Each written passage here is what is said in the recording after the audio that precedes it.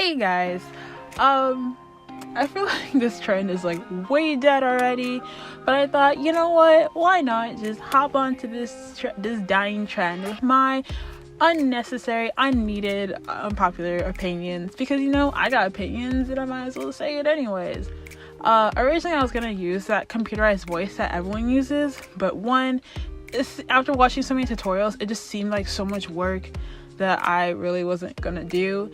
And two, I feel like it's one of those things, it's like it's funny at first, but when more and more people use it and more people you just hear it constantly, it just gets less and less funny. So I was just like, you know what, I might as well just record myself, save me some trouble, and why not just do it that way. But yeah, this is like my first time doing this. I have a voice recording like this, so if I really sound weird or ramble on a lot and stutter, because I stutter so badly, please forgive me ahead of time. I'm so new to this, so yeah, I might as well just shut up and not shut up because I actually talk anyways, but yeah, I might as well just stop rambling and move on to my actual opinions. So my first opinion is that I actually am happy that 101 is disbanding, and I don't really think they should have lasted all 18 months. I get that because Produce 101 was a constantly evolving show, that there were going to be changes made no matter what, but the 18 months felt like 4 freaking years, honestly, at this point. And I know some people are going to already attack me over this, but before you type your comment saying you don't even care about 101 or anything like that, please just know that I really did try to get into the group. I watched all of Produce 101 with the boys season. I do like some of their songs, but I feel like what ultimately ruined it for me was, one, I did not like the lineup because I really felt like that season was so hardcore when it came to favoritism, and that some members I personally feel like should not have been in the group. And two, the fandom, I'll be honest, ultimately kind of ruined it for me. It went from people just trying to be yay, let's support 101, to people going no, 101 should be a permanent group, screw newest, screw Hotshot, screw brand new boys, who cares about them, 101 should stay. When it's y'all, some of y'all didn't have this energy when IOI was around, and on top of that, you guys knew damn well that 101 was going to disband. They were a temporary group that was not going to change, and I feel like it's so rude and really disrespectful to not only belittle the groups, the original groups like Hotshot and whatnot, that each member that the member is a part of, but to also just not care about how their fans may feel. And plus, it's again unfair toward IOI because they couldn't become a temporary group and they couldn't have a contract extension no matter how hard some of their fans tried. So yeah, I just overall that it just became so draining hearing about Oneable drama or 101, and plus the amount of shit that 101 went through with their fans. Oof, yeah, no more. I'm just honestly over 101. I just want Hotshot being complete again, newest being complete, brand new boys to finally actually debut, and just move on. That's all. I'm done with it. Number 2, the Nicki Minaj BTS collab, in my opinion, was a weird collab, but it was better than the Designer and BTS collab. No hate to Designer, but I feel like Nicki Minaj and BTS have 2 different sounds, so those sounds coming together, it was weird.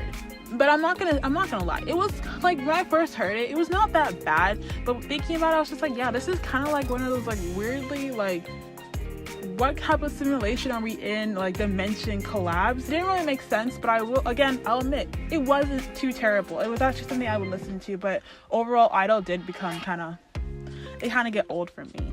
I feel like UNT or Unity, I'm so sorry if I'm saying this wrong. I never learned how to say their name properly, so I'm just gonna say Unity. I feel like Unity was, the way that they were treated compared to UMB was disappointing but not surprising.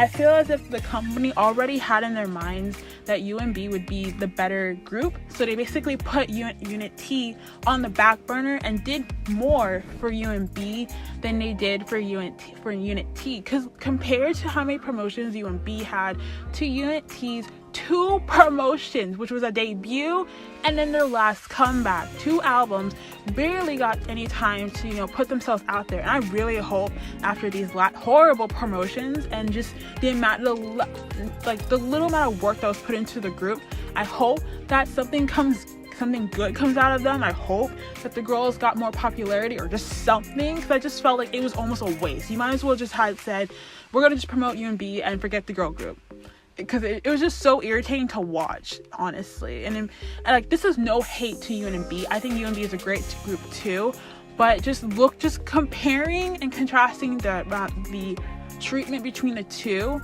And I also personally do feel like UNB doesn't get that great promotions either.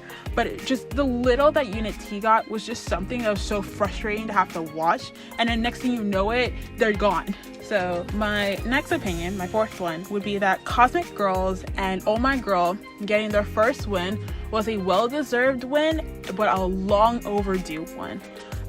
Talking about Oh My Girl first, I felt that Oh My Girl should have gotten their first win with Closer. Period. In his story. Should have gotten their first win. I feel like Closer was really that song. It had the concept of it, the video production, the song itself was just so good.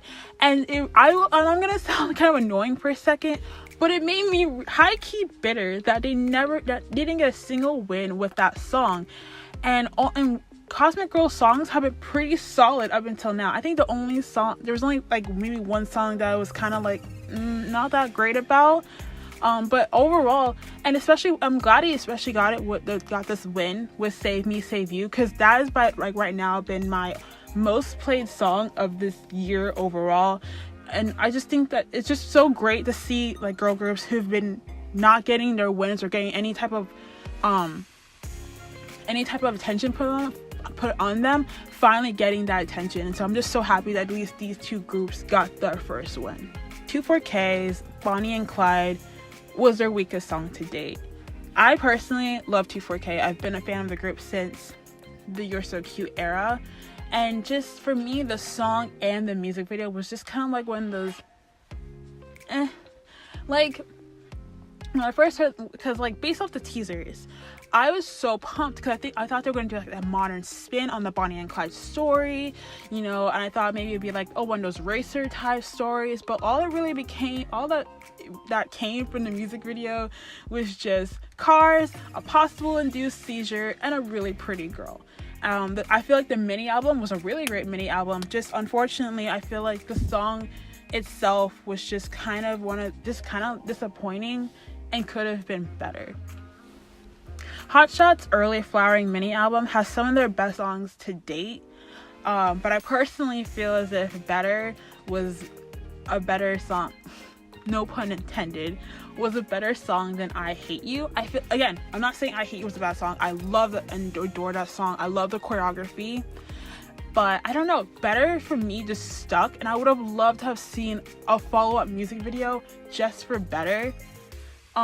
And on the topic of Hotshot, I feel like Hotshot is a group that is very, very overlooked, that people don't really focus on, because this is a group I feel like, I'm not saying that as any type of biasness, I'm just saying that the group itself has so many talents in that group and a lot that goes into it, and I feel like they don't get enough credit as is. And I feel like if a lot of people took the time to actually listen to their songs, they would actually realize like, oh, this is actually a pretty good group. And I hope that when Sungwoo comes back, people would actually give them the time of day and not just only care because Taehyun was in JBJ. My next opinion would be that SF9's Now or Never was one of the best songs that came out this year, period. I'm sorry, it was just, and I honestly feel like it was also one of their strongest. I'll be very honest and say that I never really paid that much attention to SF9. I listened to their debut, I listened to their songs up until now, but I never really followed the group.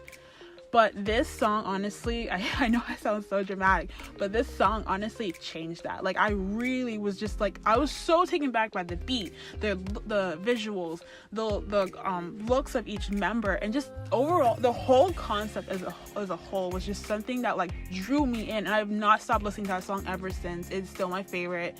I even listened to the Japanese version. I'm not saying that I want another like a Now or Never 2.0, but now I feel like this is a group I actually will pay attention to just because of that one song alone. For me, I don't think Blackpink is ready for a US debut, or it's kind of just not in the right time. So for those who don't know, apparently it was said that YG is planning on doing a US debut with Blackpink. Again, who knows if he'll actually like keep to that promise, because we know how YG is with broken promises. But honestly, every time I think about like a possible US debut from Blackpink, I just think about their English raps and I'm just like,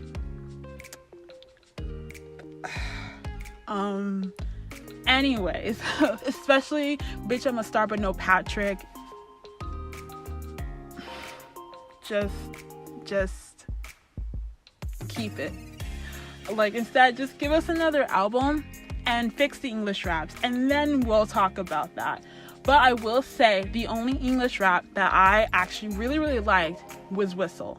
That was it. If you can give us an English rap that's similar to Whistle, I'm cool with it. But I feel like at the end of the day, it's just not their time. I feel like YG needs to do something right and actually focus more on Blackpink in Korea and giving them more albums and better promotions than a whole US debut that he'll probably end up messing up anyways.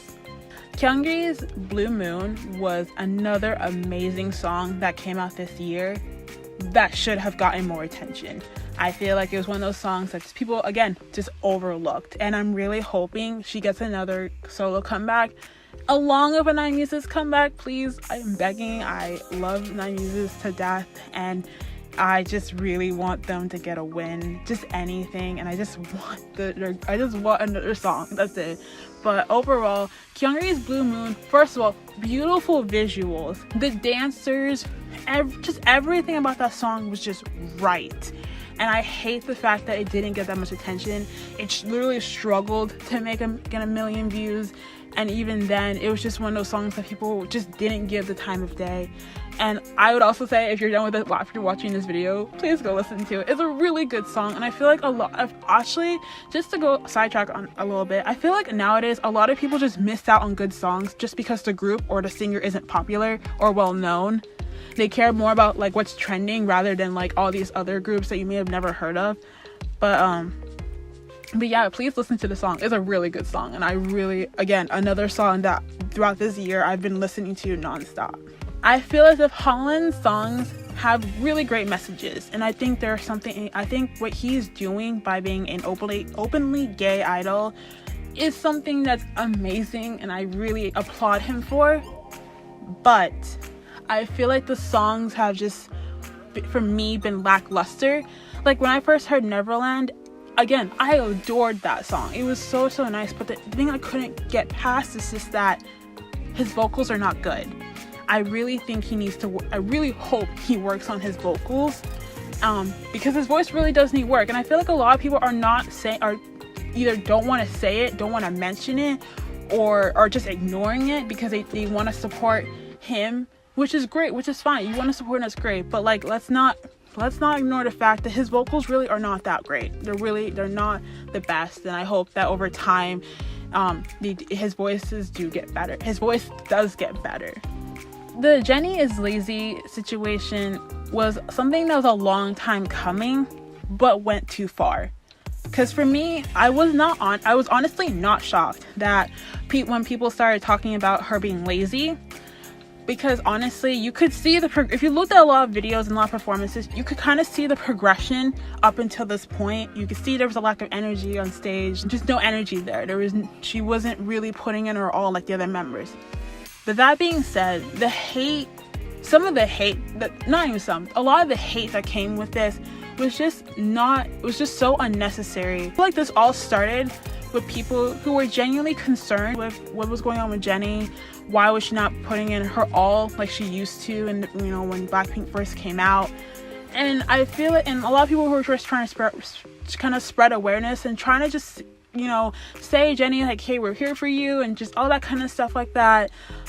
But I feel like some people who just don't like Jennie and or just don't like Blackpink overall decided to hop on this train and use it as a way to just spread hate towards Jennie. And I feel like because of that, it just became this whole mess of just people hating on her, people being concerned about her, and people just trying to defend Jennie.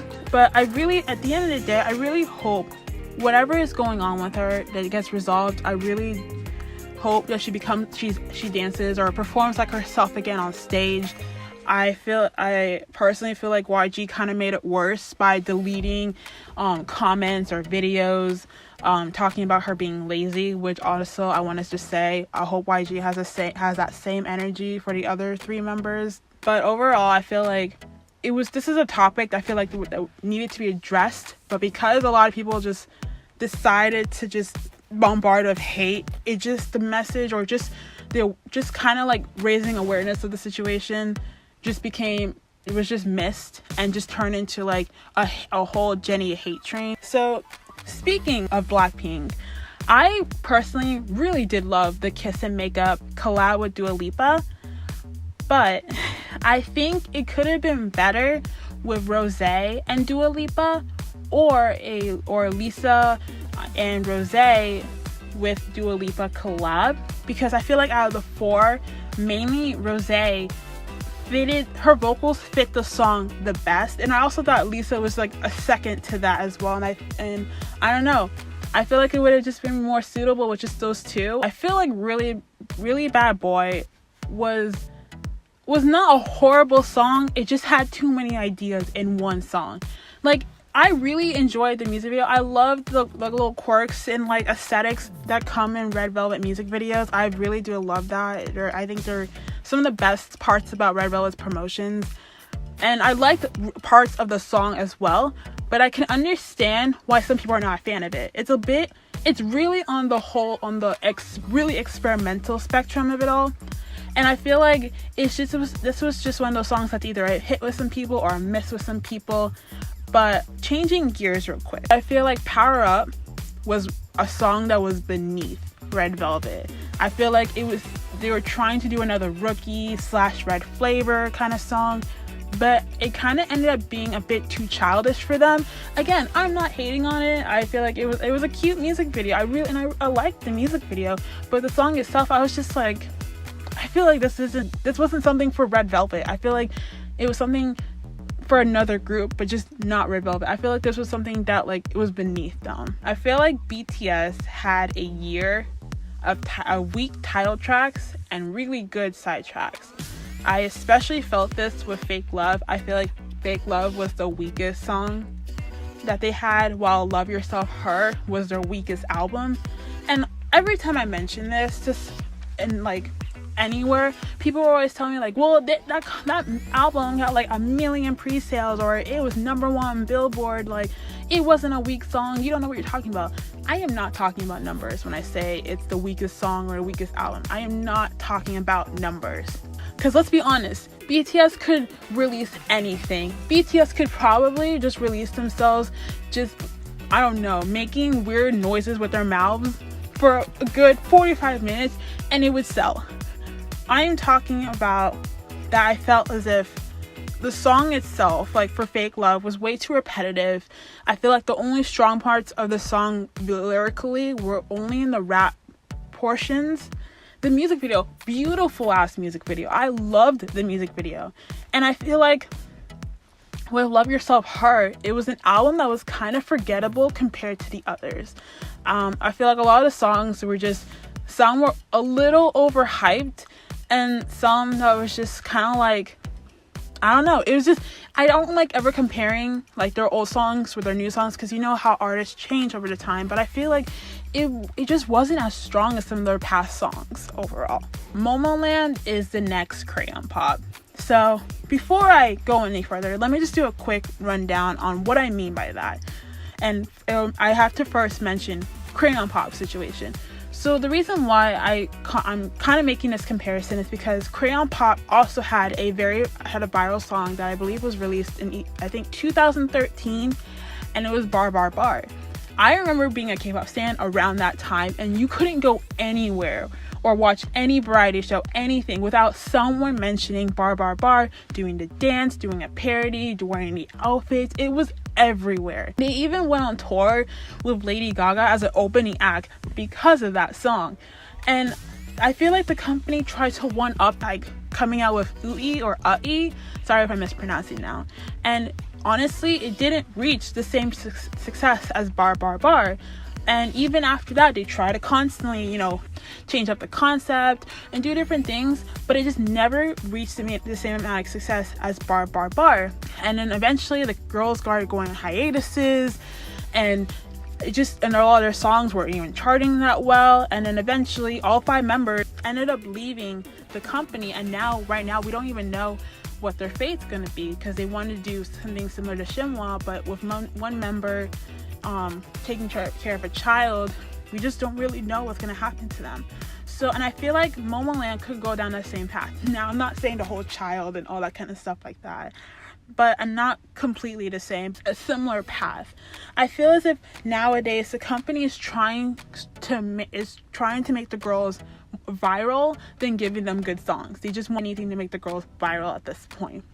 And the company should just give the girls songs that, you know, would fit them, or songs that would help chart with them, and not do the same formula as Boom Boom, because let's be honest, we don't need another Boom Boom 2.0 or 3.0. We just need songs that would do well for these girls. And I feel like the company could eventually ruin that for the girls by just constantly trying to do this type of formula that makes the girls viral than actually giving them good quality music. Zico leaving Block B was a long time coming. I feel like, and I say this because as a fan, I feel like Block B has been seen as Zico featuring Block B for a really long time now. And with Zico becoming more popular as a soloist, a producer, him leaving just became more and more evident, honestly, or just kind of more foreseeable. And honestly, I could see why he would leave, because he wanted to do his own thing, produce his own type of music, and he may not be able to do that in the company or in the group.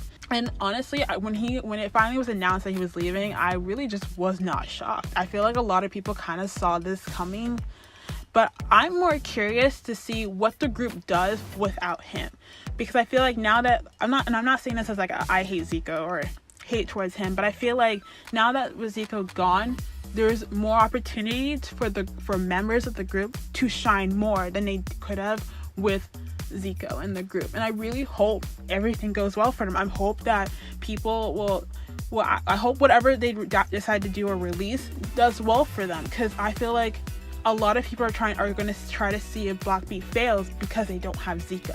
DSP needs to promote KARD better in Korea than internationally. In all honesty, I feel like DSP messed up with KARD. Where they messed up was not promoting them enough in Korea. And yes, I know it's great to have like an international audience that could, you know, pay well for them in the future, but it's also important to have a Korean audience, especially that's where most of the voting takes place, where usually the albums are, you know, the first available for them. Seeing their album sales and how and also how their promotions have been was kind of sad to see. And when I mean promote them, I mean all 4 members, and not just Somin and Jiwoo, all 4. But this is also just me saying this, but I also feel as if they need to stay away from songs like Ride on the Wind, because honestly, all I'm gonna say about Ride on the Wind is that the only thing that was good that came out of it was hearing J-Sub get to sing. That was it. So this was my end of the year unpopular K-pop opinions. I know there's a lot of things that happened this year, a lot of songs I never talked about, or topics I didn't mention as an opinion, because some things I didn't have an opinion about, and some things I felt like would make this video super long, and I didn't want to make this into like a 45 to 1 hour long video. But I'm probably gonna make a part 2 of this, because I feel like there are some things I kind of want to just get off my chest, because I'm like, why not? I have time. I'm on break for another few days, so why not? Again, these are just my opinions. You don't have to like them, but if you like this video, feel free to give it a like. Also leave below any video suggestions you have for me, if there were any opinions that you agreed with or disagreed with. But yeah, thanks for watching. Bye.